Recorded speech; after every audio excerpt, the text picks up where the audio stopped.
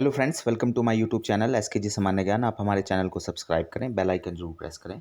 तो Himachal Pradesh public service commission ने जो है वो 31 दिसंबर 2021 को नायब तहसीलदार की 20 पोस्टें के लिए जो है वो एडवर्टाइजमेंट जो है जारी की है। अब जैसा कि आप जानते हैं, ये पोस्टें जो हैं, ये 20 पोस्टें जो हैं, इसमें 12 पोस्टें जो है वो अनरिजर्व हैं, 3 एससी की हैं, 3 जो है वो एसटी की हैं, 1 ओबीसी की है और 1 ईडब्ल्यूएस की है। तो इन पोस्टों को भरने के लिए जो है वो 27 जनवरी 2022 जो है वो लास्ट डेट है। ठीक है? और जैसा कि आप जानते हैं, ये नायब तहसीलदार ए क्लास नायब तहसीलदार की पोस्ट है। ठीक है? और ए क्लास नायब तहसीलदार वो होते हैं जो कि ओपन एग्ज़ाम के थ्रू आते हैं, और बी क्लास वो होते हैं जो प्रमोशन के थ्रू, जैसे पटवारी से कानूनगो से फिर नायब तहसीलदार, उनको बी क्लास नायब तहसीलदार कहा जाता है। तो जो ए क्लास नायब तहसीलदार होता है, वो लगभग 5 साल, साढ़े 4-5 साल में जो है वो तहसीलदार प्रमोट हो जाता है। तो क्लास 1 तहसीलदार बन जाता है। तो ये बहुत अच्छी अपॉर्चुनिटी है। नायब तहसीलदार क्लास 2 गेज़टेड ऑफिसर 4800 के ग्रेड पे में 10,300 से 4800 का ग्रेड पे है। फिक्सेशन इनकी जो है वो 18,250 पे जो है वो होती है। तो आगे अगर हम बात करें, ये जो पोस्टें हैं, ये कोई भी ग्रेजुएट कैंडिडेट जो है वो भर सकता है। भारत का कोई भी ग्रेजुएट कैंडिडेट भर सकता है। रिजर्व कैटेगरी का बेनिफिट लेने के लिए आपको बोनाफाइड हिमाचल ही होना होगा। लेकिन ओपन जो 12 पोस्टें जो अनरिजर्व्ड हैं, वो कोई भी भर सकता है। ठीक है? अगर हम और बात करें, इसमें नीचे चलते हैं, देखते हैं सारा कुछ इसमें जो है वो दिया है, किस तरह से आप ऑनलाइन जो है वो भर सकते हैं। अच्छा, एज पहले क्या होता था कि एज जो है वो 21 से 40 रखी जाती थी। ये जो है जितने भी अभी तक नायब तहसीलदार के एग्ज़ाम हुए हैं, तो इसको बढ़ा के 45 वर्ष जो है वो कर दिया गया है। एज का जो कैलकुलेशन है वो मैट्रिक के सर्टिफिकेट के आधार पे होगा। अच्छा, कौन भर सकता है इसको? कोई भी ग्रेजुएट भारत का नागरिक इसको भर सकता है। ठीक है? 21 से 45 वर्ष के बीच में। रेवेन्यू ए, यानी ए क्लास नायब तहसीलदार की 20 पोस्टें हैं। 12, 3, 3, 1 और 1, ये मैंने बता दिया है। पे स्केल भी बता दिया है। एसेंशियल क्वालिफिकेशन है ग्रेजुएशन। एज 21 से 45 वर्ष, और ये 45 वर्ष भी जो 1 जनवरी 2021 को होना चाहिए। यानी कि जिस व्यक्ति जो अगर कोई व्यक्ति जो है वो यानी कि एक तरह से 46 साल का आदमी भी जो इसको भर पाएगा, अगर आज की डेट में जो 46 वर्ष का है, क्योंकि उसकी डेट जो है वो 1/1/2021 से जो है वो कैलकुलेट की जा रही है। बाकी इसके अलावा भी जो छूट दी जाती है हिमाचल सरकार द्वारा, खास तौर पे एससी, एसटी, ओबीसी को, वार्ड ऑफ फ्रीडम फाइटर को एज रिलैक्सेशन, और जो हिमाचल सरकार के कर्मचारी हैं उनको दी जाती है, तो वो भी है। इसके अलावा भी जो है एलिजिबिलिटी कंडीशन हम देख रहे हैं, ये ज़्यादा उतना इम्पोर्टेंट नहीं है। कैसे अप्लाई कर सकते हैं ये बताया गया। Online application public service commission पर पहले सारे के सारे जो है फॉर्म वो अपलोड करने पड़ते हैं। आगे चलते हैं, क्योंकि ये 3 लेवल का एग्ज़ाम है। पहले प्री होता है, फिर मेंस होता है, और उसके बाद जो है वो इंटरव्यू जो है वो होता है। तो जो प्री है, जिसको हम ऑब्जेक्टिव स्क्रीनिंग टेस्ट का कहते हैं, तो ये शिमला, मंडी, सुंदरनगर, कांगड़ा, धर्मशाला, पालमपुर, सोलन, ऊना, नाहन, बिलासपुर, कुल्लू, चंबा, हमीरपुर में और इसके अलावा जैसे कहा गया है रिकांगपिओ, केलोंग, ठीक है, वो डिपेंड करता है कि संख्या कितनी है, तो वहाँ पर जो है ये होता है।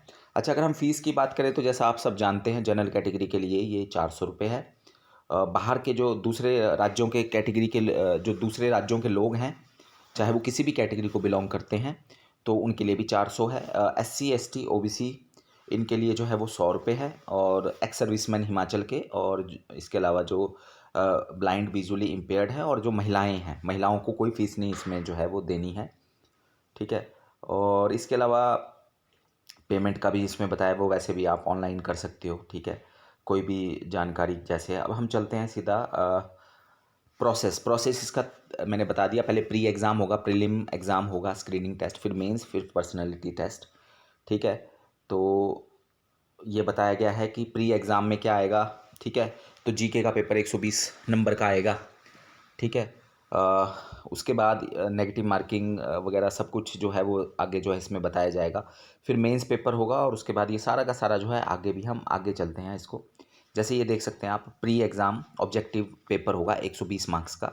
तो 30 नंबर का इसमें history, geography, socio economic development Himachal, तो 120 में से 30 नंबर का हिमाचल का आएगा। बाकी जो है 50 नंबर का करंट अफेयर।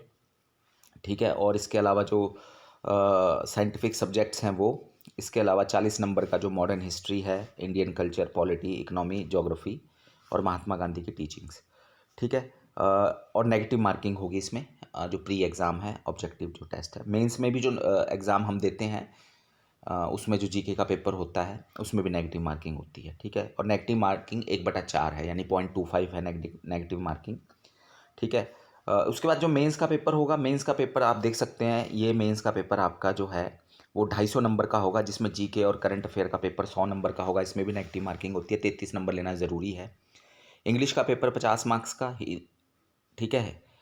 इसके अलावा हिंदी का पेपर 50 मार्क्स का, और एक एस्से लिखना पड़ता है इंग्लिश में, वो भी 50 मार्क्स का। टोटल 250 मार्क्स जो है मेंस का है। प्री के नंबर काउंट नहीं होते, ठीक है। जो मेंस के नंबर हैं वो ही इसमें जो है वो काउंट होते हैं।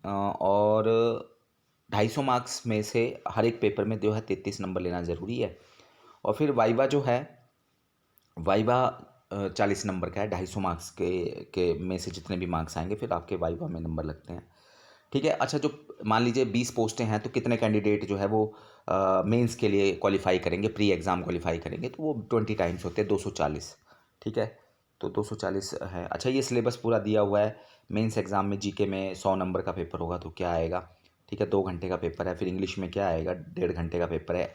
इंग्लिश एस्से में 1.5 घंटे का पेपर है, 50 मार्क्स का। और हिंदी का 1.5 घंटे का 50 मार्क्स का। ये मेंस का है, ठीक है। जो 120 नंबर का जो प्री पेपर है, ठीक है, उसका सिलेबस हमने ऊपर देख लिया था। और इस तरह से जो है वो कैटेगरी क्लेम के बारे में बात की गई है। अलग अलग रिजर्वेशन है, ठीक है, तो उसके बारे में बात की गई है। आगे कई बार क्या होता है कि जैसे दिक्कतें आती हैं, तो वो सारी बातें जो हैं वो आप पहले ही फॉर्म भरने से पहले एक बार पूरे के पूरे डॉक्यूमेंट्स वगैरह के बारे में, सबके बारे में जो है वो पढ़ सकते हैं। तो 20 पोस्टें आई हैं, और काफ़ी समय से 2018 के बाद ये पोस्टें जो है वो एडवर्टाइज़ हुई थी। 2018 में तो 2 बार जो है वो एडवर्टाइज़ हो गई थी ये पोस्टें एक ही साल में, मतलब बहुत जल्दी जल्दी आई थी। अ, और उसके बाद ये अब जो है ये 20 पोस्टें हैं, ये काफ़ी पहले जो है कैबिनेट ने पास भी की थी। तो धन्यवाद, थैंक यू।